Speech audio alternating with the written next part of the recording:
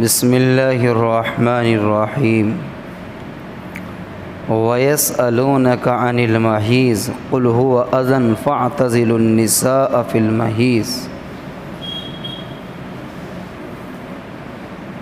وَلَا تَقْرَبُوهُنَّ حَتَّى يَطْهُرْنَ فَإِذَا تَطَهَّرْنَ فَآتُوهُنَّ مِنْ حَيْثُ أَمَرَكُمُ اللَّهُ إِنَّ اللَّهَ يُحِبُّ التَّوَّابِينَ وَيُحِبُّ الْمُتَطَهِّرِينَ نِسَاؤُكُمْ حَرْثٌ لَكُمْ فَأْتُوا حَرْثَكُمْ أَنَّىٰ شِئْتُمْ وَقَدِّمُوا لِأَنفُسِكُمْ وَاتَّقُوا اللَّهَ وَاعْلَمُوا أَنَّكُمْ مُلَاقُوهُ وَبَشِّرِ الْمُؤْمِنِينَ وَلَا تَجْعَلُوا اللَّهَ عُرْضَةً لِأَيْمَانِكُمْ أَن تَبَرُّوا وَتَتَّقُوا وَتُصْلِحُوا بَيْنَ النَّاسِ وَاللَّهُ سَمِيعٌ عَلِيمٌ۔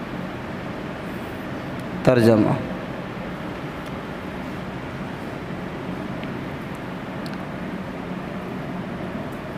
سورہ بقرہ دوسرا پارہ 12واں رکوع۔ وَيَسْأَلُونَكَ عَنِ الْمَحِيضِ، وہ آپ سے سوال کرتے ہیں حیض کے سلسلے میں۔ قُلْ هُوَ أَذًى، کہ نبی پاک صلی اللہ علیہ وسلم آپ فرما دیجئے وہ ایک بیماری ہے، ایک تکلیف ہے۔ فَاعْتَزِلُوا النِّسَاءَ فِي الْمَحِيضِ، بس تم عزل کرو، دور رہو عورتوں سے حیض کی مدت میں۔ وَلَا تَقْرَبُوهُنَّ حَتَّى يَطْهُرْنَ، اور مت قریب ہو ان کے یہاں تک کہ وہ پاکی حاصل کر لیں۔ فَإِذَا تَطَهَّرْنَ فَآتُوهُنَّ، پس جب وہ پاک ہو جائیں پس آؤ تم ان کے پاس۔ مِنْ حَيْثُ أَمَرَكُمُ اللَّهُ، اس طرح کہ جس طرح تم کو اللہ نے حکم دیا ہے۔ إِنَّ اللَّهَ يُحِبُّ التَّوَّابِينَ وَيُحِبُّ الْمُتَطَهِّرِينَ، بلا شبہ اللہ تعالیٰ پسند فرماتا ہے توبہ کرنے والوں کو اور پسند فرماتا ہے پاکی کرنے والوں کو۔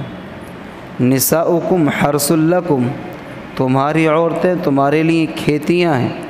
فأتوا حرثکم انا شئتم، پس آؤ تم اپنی کھیتیوں میں جس طرح تم چاہو۔ وقدموا لانفسکم، اور اقدام کرو تم اپنے لیے۔ واتقوا اللہ، اور ڈرو اللہ تعالیٰ سے۔ وعلموا، اور خوب جان لو۔ انکم ملاقوہ، بلا شبہ تم کو اس سے ملاقات کرنی ہے۔ وبشر المؤمنین، اور خوشخبری سنا دو ایمان والوں کو۔ ولا تجعلوا اللہ عرضۃ لایمانکم، اور مت بناؤ تم اللہ تعالیٰ کو عرضۃ نشانہ لایمانکم اپنی قسموں کے لیے۔ ان تبروا وتتقوا وتصلحوا بین الناس، یہ کہ تم نیکی کرو، تقوی اختیار کرو، صلح کراؤ لوگوں کے درمیان۔ واللہ سمیع علیم، اللہ تبارک و تعالیٰ سننے والا ہے، جاننے والا ہے۔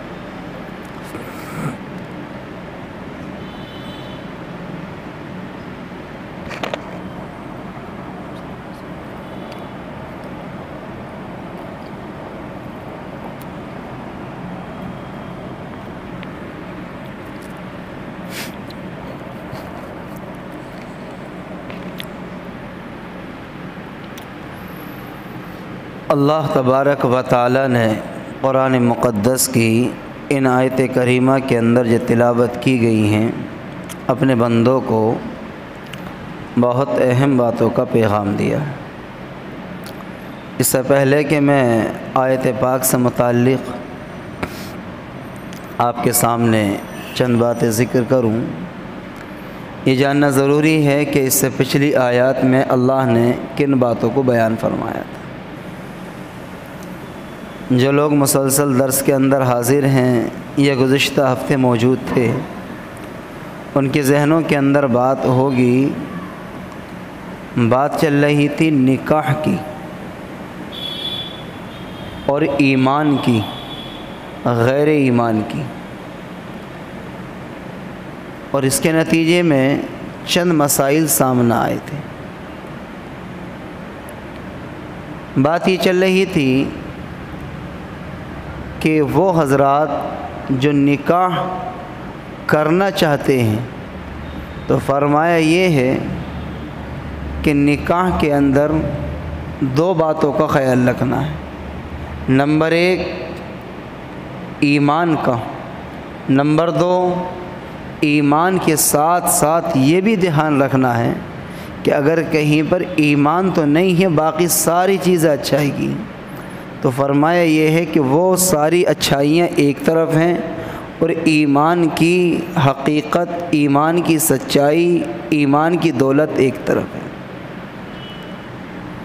تو نکاح کے معاملے میں یہ بات ذکر کی گئی تھی کہ انسان ہے کبھی کبھی طبیعت غیر کی طرف مائل ہو جاتی ہے، تو اس وقت میں اگر 2 پیغام ہمارے پاس میں آئیں، ایک ایمان والی عورت کا، ایک غیر ایمان والی کا، تو غیر ایمان والی اس کے پاس میں بہت کچھ ہے، حسن بھی ہے، دولت بھی ہے، خاندان بھی ہے، شان و شوکت بھی ہے، سب کچھ ہے، اس کے باوجود ایک پیغام وہ ہے جو ایمان کے ساتھ میں ہے، تو ایمان والی عورت کی زیادہ اہمیت ہے غیر ایمان والی کے مقابلے۔ اسی طرح سے اس کا بالکل برعکس مرد کے لیے ہے، کسی عورت کے پاس پیغام آئے ایمان والے کے اور غیر ایمان والے کے، تو فرمائے کہ ایمان والا شان و شوکت کے اعتبار سے اگر کم بھی، مال و دولت کے اعتبار سے اگر کم بھی ہو، لیکن ایمان کی دولت ہے، تو فرمائے کہ اس کو ترجیح دینی ہے۔ پھر ان دونوں باتوں کا نتیجے کے طور پر یہ بات ذکر کی گئی تھی کہ ایمان والے جنت کی طرف جاتے ہیں اور غیر ایمان والے جہنم کی طرف جاتے ہیں، انجام یہاں ہونا ہے۔ یہ بیان کرنے کے بعد یہ تقریباً مسلسل سورہ بقرہ کی تفسیر جب سے شروع ہوئی ہے تو اس کے اندر بہت سے مسائل آ گئے۔ آج یہ غالباً 21 نمبر کا مسئلہ ہے، یعنی 21واں مسئلہ ہے آپ کے سامنے۔ مسئلہ کیا ہے؟ میں نے یہ بات گزشتہ ہفتے میں بھی اشارے کے طور پر آپ کے سامنے کہہ دی تھی کہ جس آیت کی میں تفسیر اور درس کرنے کے لیے آج کوشش کروں گا اللہ کی توفیق کے ساتھ، اس میں عورتوں کے مسائل زیادہ، بمقابلہ مردوں کے عورتوں کے مسائل زیادہ ہیں۔ اور عورتوں کے مسائل میں ہوتا یہ ہے کہ مردوں کو معلومات نہیں ہوتی اور بہت سی عورتوں کو بھی معلومات نہیں ہوتی ہیں، حالانکہ عورتوں کے مسائل کا مردوں کے لیے جاننا بھی ضروری ہے، اس لیے کہ دونوں کا اللہ تعالیٰ نے ایک دوسرے کے ساتھ ایک مناسبت اور ایک تعلق رکھا ہوتا ہے۔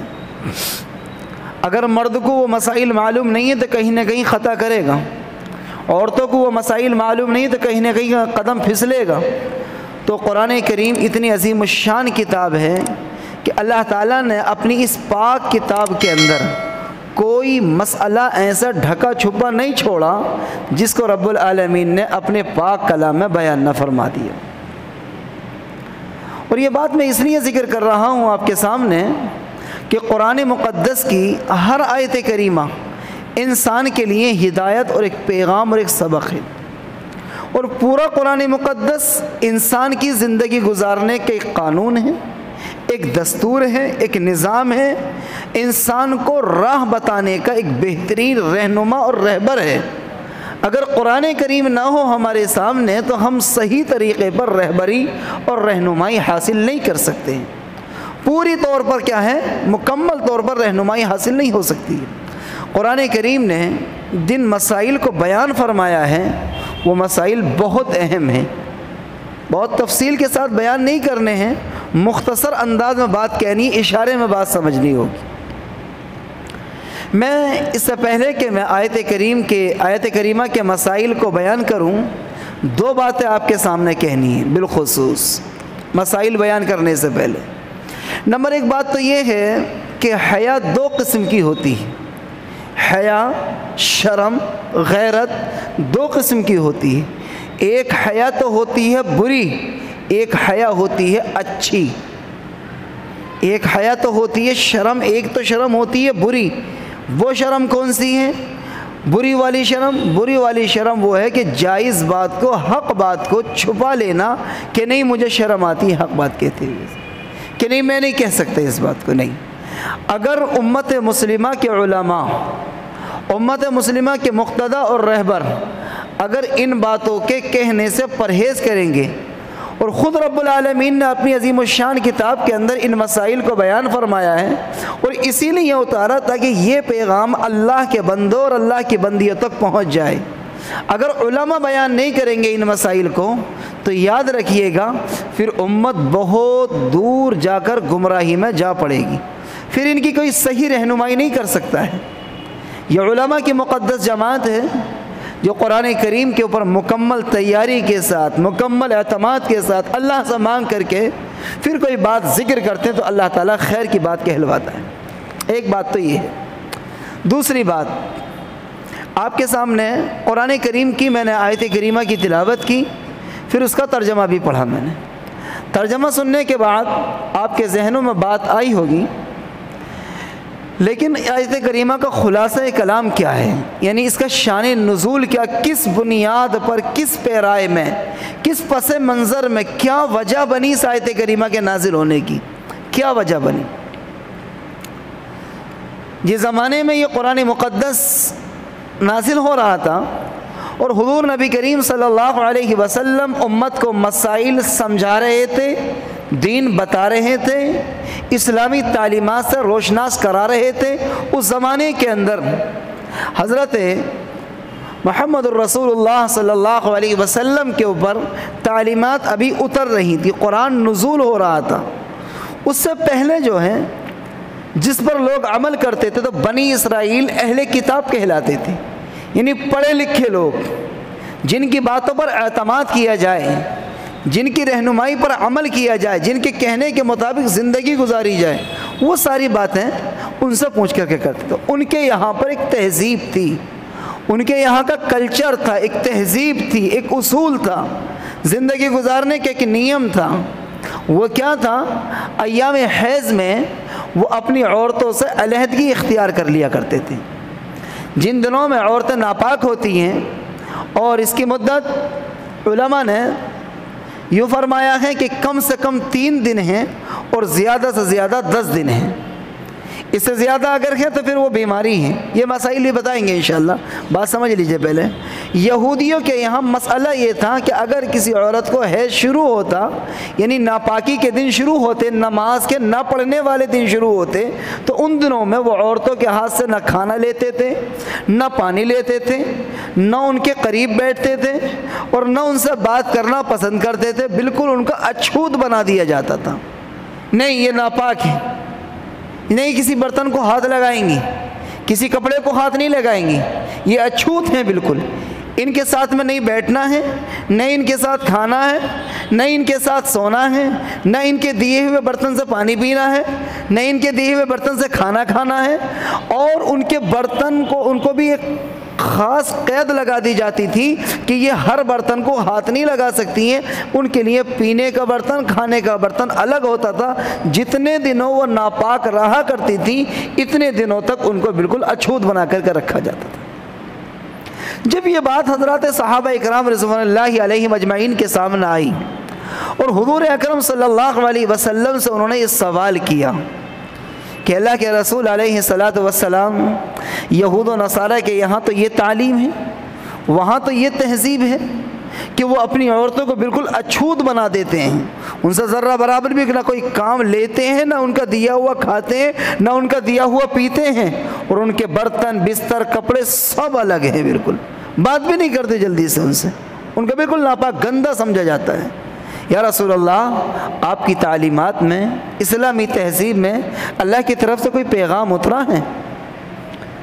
تو یہ جب یہودیوں کی تہذیب امت مسلمہ کے افراد کے سامنے آئی، ادھر سے یہ سوال اٹھا، تو اللہ کی جانب سے فوراً یہ قرآن کریم کی آیت اتری۔ اللہ تعالیٰ نے اپنے پاک پیغمبر محمد الرسول اللہ صلی اللہ علیہ وسلم کو یہ پیغام بھیجا اور کہا کہ پہنچا دو میرے بندوں اور میری بندیوں تک اس پیغام کو۔ کیا پیغام ہے؟ وَيَسْأَلُونَكَ عَنِ الْمَحِيضِ، اے پیارے حبیب محمد الرسول اللہ صلی اللہ علیہ وسلم، یہ آپ سے سوال کرتے ہیں حیض کے سلسلے میں، ناپاکی کے دنوں کے سلسلے میں، ان دنوں کے سلسلے میں جن دنوں میں عورتیں نماز نہیں پڑھتی ہیں، ان میں کیسے سلوک کرنا عورتوں کے ساتھ میں، ان کا دیا ہوا پانی پینا کہ نہیں پینا ہے، ان کا بنایا ہوا کھانا کھانا کہ نہیں کھانا ہے، ان کے ساتھ بات کرنی ہے کہ نہیں کرنی ہے، ان کو اپنے ساتھ بیٹھ کے کھلانا کہ نہیں کھلانا ہے، کیا کرنا ہے، ہمارے لیے کیا تہذیب ہے، کیا رہنمائی ہے اسلامی تعلیمات کے اندر، یہ سوال کیا۔ وَيَسْأَلُونَكَ عَنِ الْمَحِيضِ، اے پاک نبی محمد الرسول اللہ صلی اللہ علیہ وسلم یہ آپ سے سوال کرتے ہیں حیض کے سلسلے میں۔ قُلْ هُوَ أَذًى، پہلے ان کو بیماری کا تعارف کراؤ۔ قُلْ هُوَ أَذًى، اے نبی کریم صلی اللہ علیہ وسلم یہ ایک بیماری ہے۔ جب کوئی بیمار ہو جاتا ہے تو اس کو اچھوتنا بنایا جاتا ہے، اس کے ساتھ بات بھی کی جاتی ہے، اس سے لیا بھی جاتا ہے، اس کو دیا بھی جاتا ہے، اس کے ساتھ اٹھا بیٹھے بھی جاتا ہے، اس کے ساتھ خیال بھی رکھا جاتا ہے، اور اس کے اوپر بوجھ کو ہلکا بھی کیا جاتا ہے کہ بھی بیمار ہے۔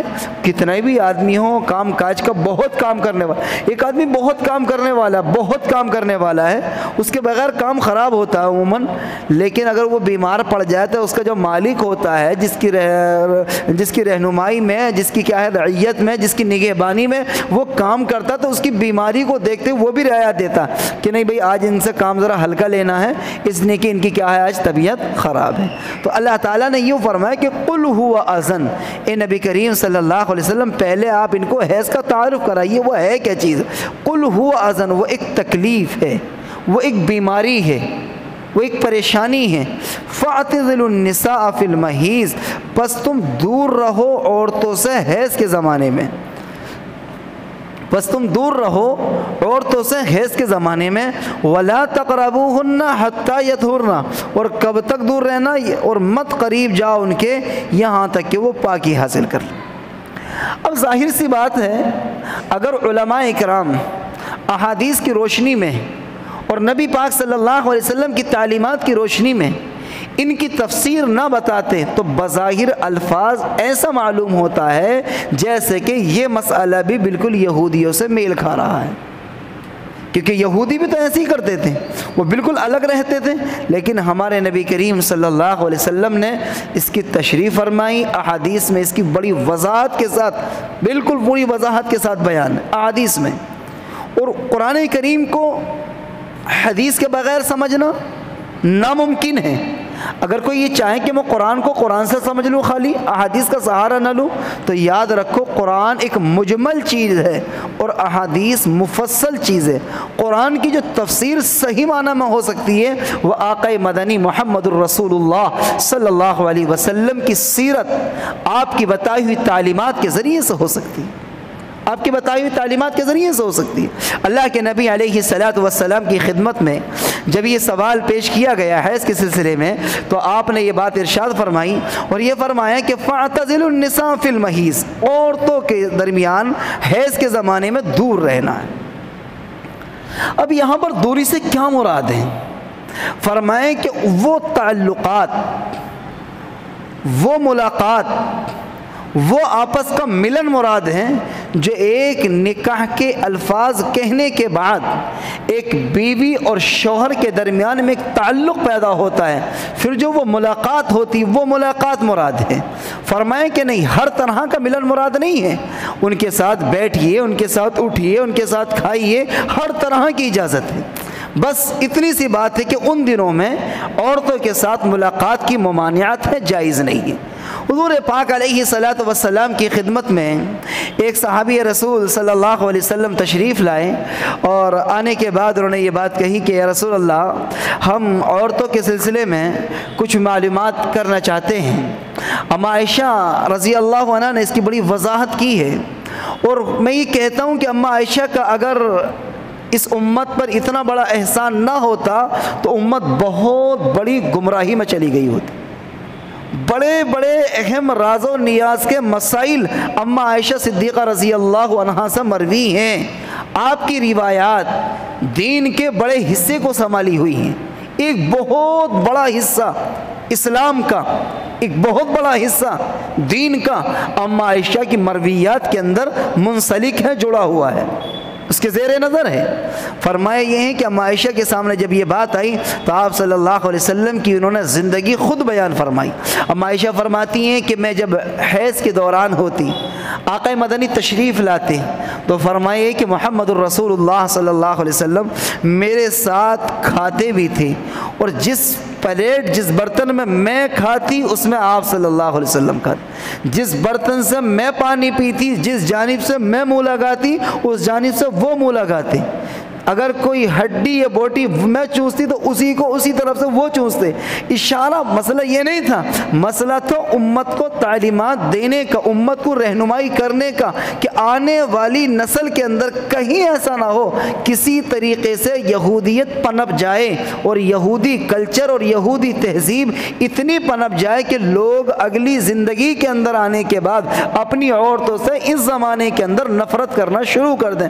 فرمائیں کہ اس زمانے میں نفرت نہیں ہے، ہاں ایک بچاؤ اختیار کرنا ہے، ملاقات کا جو ازدواجی تعلقات ہوتے ہیں ان سے علیحدگی اختیار کرنی ہے، جب وہ سب پاک ہو جائے تو اس کی بھی اجازت ہے۔ وَلَا تَقْرَبُوهُنَّ حَتَّى يَطْهُرْنَ، اور مت قریب جاؤ تم یہاں تک کہ وہ پاکی حاصل کر لیں۔ فَإِذَا تَطَهَّرْنَ فَآتُوهُنَّ، پس جب وہ پاکی حاصل کر لیں، پاک ہو جائیں، فَآتُوهُنَّ، تو اب تم کو اجازت ہے، من حیث امرکم اللہ، اس طرح آنے کی جس طرح سے کیا ہے اللہ نے اجازت دی اور حکم دیا ہے۔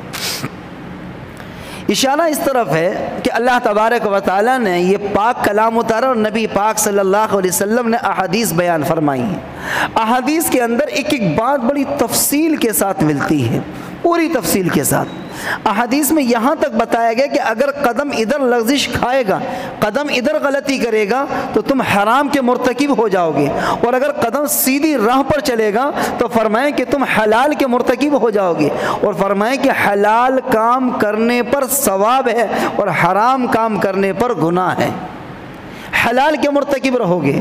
یوں فرمائیں کہ جب ایک شوہر اور ایک بیوی جب دونوں ملاقات کے بعد اپنا غسل کرتے ہیں، غسل جنابت کرتے ہیں، پاکی کا غسل کرتے ہیں، اللہ تبارک و تعالیٰ ان کو بہت بڑا اجر و ثواب عطا فرماتا ہے، کیونکہ انہوں نے پاکی حاصل کی ہے، اور ایسی پاکی حاصل کی ہے کہ جس پاکی کے بعد اللہ تبارک و تعالیٰ نے نہ معلوم کیا خیر رکھی ہے۔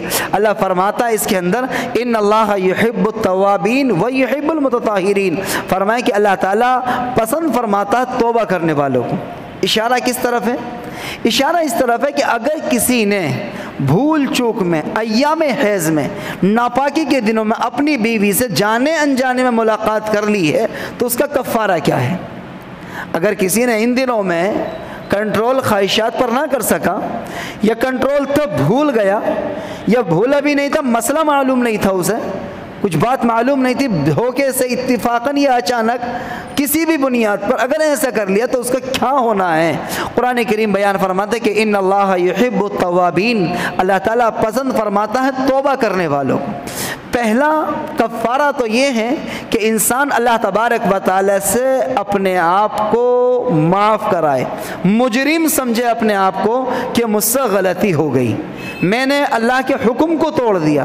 اللہ نے یہ فرمایا تھا کہ حیض کے دنوں میں اپنی عورتوں سے علیحدہ رہنا ہے، اور میں نے ملاقات کر لی، میں نے سراسر اللہ کے حکم کی مخالفت کی۔ ایک بات تو یہ ہے۔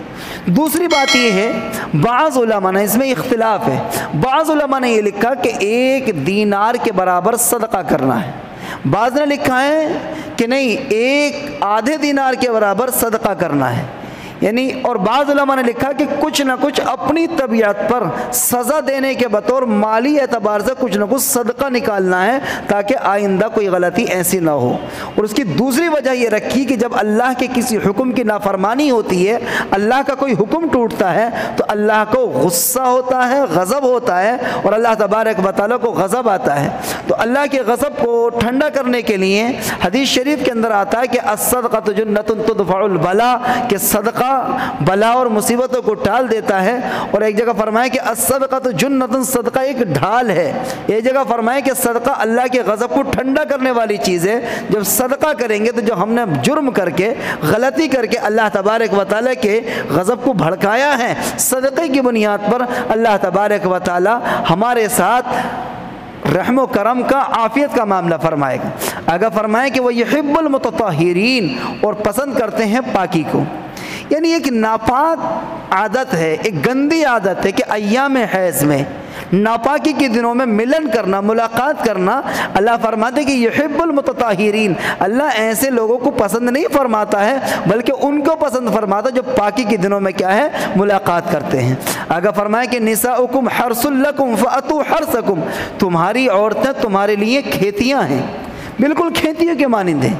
یعنی جس طریقے سے کھیتی کے اندر بیج ڈالا جاتا ہے اس سے پیداوار ہوتی ہے، ایسے ہی نطفہ جاتا ہے، پھر اس سے کیا ہے، بچوں کی کیا ہے، پیدائش ہوتی ہے۔ یہ اللہ نے ایک نظام بنایا۔ اللہ ہر چیز پر قادر ہے۔ اللہ اس پر بھی قادر ہے کہ بغیر ماں کے اور بغیر باپ کے اللہ تبارک و تعالیٰ انسان کو پیدا کر دے، اور اس پر بھی قادر ہے کہ بغیر باپ کے پیدا کر دے۔ اللہ تعالیٰ اس پر بھی قادر ہے کہ بغیر باپ کے پیدا فرما دے۔ اور اللہ تبارک و تعالیٰ نے دنیا کا ایک نظام یہ بنایا کہ ماں اور باپ یعنی شوہر اور بیوی کے ازدواجی تعلقات کے بعد اللہ تعالیٰ ایک وجود میں ایک بچے کو لے کر کے آتا ہے۔ قرآن بیان فرماتا ہے کہ نساؤکم حرث لکم، تمہاری عورتیں تمہارے لیے کھیتیاں ہیں۔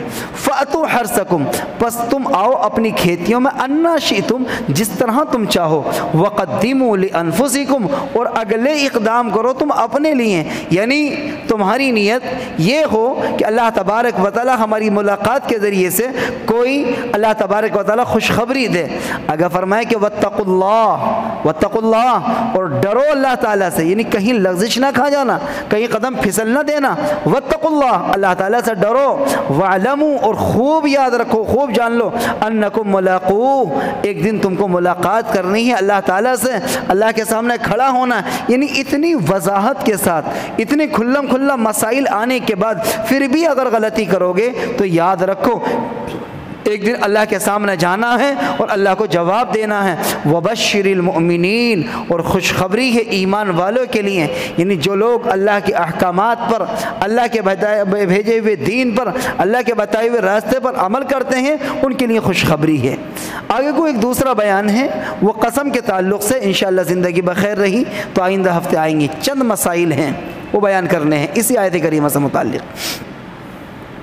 مسئلہ یہ تھا، یہ میں نے درس پہلے کر دیا، مسائل کچھ ضروری ایسے ہوتے ہیں کہ جو ذہن میں رکھنے کے قابل ہوتے ہیں، مردوں کے بھی اور عورتوں کے بھی، خاص طور سے ان کے لیے جو شادی شدہ ہیں ان کے لیے مسائل ہوتے ہیں، کیونکہ عموماً یہ ہوتا ہے کہ خواتین کا رابطہ علماء تک بہت کم ہو پاتا ہے، مردوں کا رہتا ہے، تو مردوں کو مسائل معلوم ہوں گے تو اس طرح کے مسائل میں خود اپنی عورتوں کو مسائل بتا دیں گے۔ نمبر 1، حیض۔ 3 چیزیں ہوتی ہیں، ایک ہوتا ہے حیض، ایک ہوتا ہے نفاس، ایک ہوتا ہے استحاضہ۔ یہ 3 چیزیں ہیں، یعنی عورت کو 3 طرح کا خون آتا ہے۔ حیض وہ خون کہلاتا ہے جو ہر مہینے عورت کو ناپاکی کے دن ہوتے ہیں، جن دنوں میں عورت نماز نہیں پڑھتی ہے ان کو حیض کہا جاتا ہے۔ اس کی مدت کیا ہے؟ اس کی مدت ہے کہ کم سے کم 3 دن اور زیادہ سے زیادہ 10 دن۔ اس درمیان میں بعض عورتوں کو 3 دن کا، بعض کو 5 کا، بعض کو 7 کا، ہر ایک کی ترتیب اپنی ایک الگ ہوتی ہے۔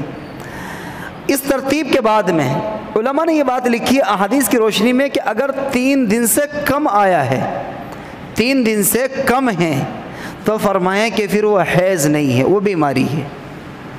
اور اس سے بھی زیادہ ہے، 10 دن سے زیادہ ہے، تو فرمائے کہ پھر بھی وہ حیض نہیں ہے، پھر وہ استحاضہ ایک بیماری ہے۔ استحاضہ کیا ہوتا ہے؟ ایک رگ ہوتی ہے جو کھل جاتی ہے، جس کے بعد میں کیا ہے، بلڈ جاری رہتا ہے، اور بعض عورتیں یا بعض مرد اس کو کیا ہے، بیماری نہ سمجھ کر کے وہی ایام سمجھتے ہیں اور اس میں نماز چھوڑے رکھتے ہیں۔ شریعت کا حکم یہ ہے کہ اگر کسی کو حیض آنا شروع ہوا، بلڈ آنا شروع ہوا، ایام شروع ہو گئے اس کے ناپاکی کے، 1 2 4 5 10 تک پہنچ گئی گنتی، اور 10 کے بعد میں 11 12 13 تک بھی آ رہے ہیں، تو فرمائے کہ 10 تک تو وہ نماز نہ پڑھے، اس لیے کہ ان کو حیض کے دن میں شمار کرے، 11ویں دن غسل کر لے اور وہ اپنی نماز ادا کر لے۔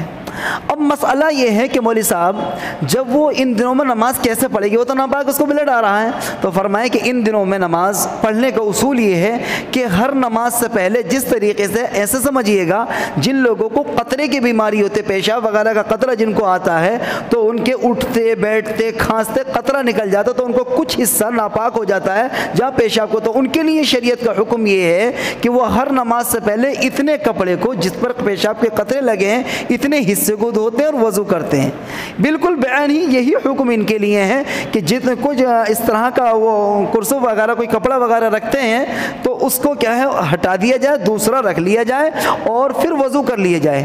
جس طرح سے حیض کے دنوں میں نہانا ضروری ہے، ان میں نہانا ضروری نہیں ہے، اس استحاضہ والے خون سے، بیماری والے خون سے صرف وضو ٹوٹتا ہے، غسل نہیں ٹوٹتا ہے، یہ پیشاب کے حکم میں ہے۔ ایک بات تو ہے یہ، تو حیض سمجھ میں آ گیا، استحاضہ، دو باتیں سمجھ میں آ گئی۔ تیسری بات ہے نفاس۔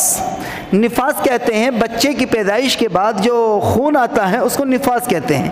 اس کی کم سے کم مدت کچھ نہیں ہے، 1 گھنٹے بھی آ سکتا ہے، بالکل بھی نہیں آ سکتا ہے، 40 دن بھی آ سکتا ہے، 10 دن بھی آ سکتا ہے، اس کی کوئی مدت نہیں ہے، کم کی کوئی مدت، حد سے حد 40 دن ہے۔ 40 دن سے اگر اوپر آ رہا ہے تو پھر وہ نفاس نہیں ہے بلکہ وہ کیا ہے، پھر بیماری ہے۔ 40 دن تک تو وہ اپنے آپ کو نماز سے روکے رکھے گی اور 40 دن کے بعد وہ غسل کر کے نماز پڑھنا شروع کر دے گی۔ ایک عورت کو 10 دن تو آیا، پھر 11 12 چھٹی رہی، 13 14 میں پھر آ گیا، 20 تک چھٹی رہی، 25 26 میں پھر آ گیا، تو فرمائے کہ ان دنوں میں وہ نماز چھوڑے رکھے گی جب تک کہ اس کا 3 دن کا وقفہ ایسا نہ ہو جائے جو کہ اس کو خون نہ آئے۔ بعض علماء نے لکھا کہ 3 نمازوں کا، بعض نے 3 دن کا وقفہ ہو جائے، وہ اپنے دل کو مطمئن کر لے کہ اب بلڈ نہیں آئے گا، وہ غسل کر کے نماز پڑھنا شروع کر دے۔ یہ مسائل تھے حیض سے متعلق جو میں آپ کے سامنے ذکر کرنے تھے۔ اللہ تعالیٰ دین کی صحیح سمجھ نصیب فرمائے۔ باقی بات انشاءاللہ قسم کے تعلق سے کہ قسم کی کتنی قسمیں ہیں اور قسم کا کفارہ کیا ہے اور کن کن معاملوں میں قسم کھانا جائز ہے، کن کن معاملوں میں قسم کھانا جائز نہیں ہے، اور کون سی قسمیں اللہ کے ہاں مانی جاتی ہیں اور کون سی قسمیں اللہ کے ہاں لغو ہیں جن کے کوئی اعتبار نہیں، صرف توبہ سے ہی وہ معاف ہو جاتی ہیں۔ یہ سب انشاءاللہ قسم کا بیان اللہ نے چاہا تو آئندہ ہفتے آئے گا۔ ایک مستقل ایک موضوع تھا، اس وجہ سے اس کو روک دیا گیا ہے۔ اللہ عمل کی توفیق نصیب فرما۔ کوئی مسئلہ معلوم کرنا ہو تو معلوم کر سکتے ہیں۔